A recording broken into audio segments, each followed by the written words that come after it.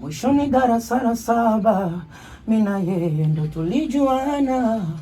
Sababu ya kukosa ada mikidato ikashindikana, ndoto za udakitali kuisha, habari zikapeperuka, na yeye sekondari akamishwa mbali mkoani Arusha.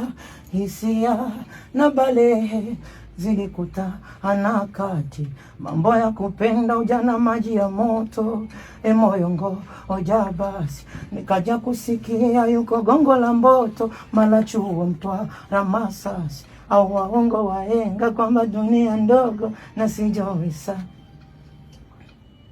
Eti bado namtafuta mchumba wangu wa darasa la 7, ajue sikuchezea fursa, mi wazazi walikosa ada.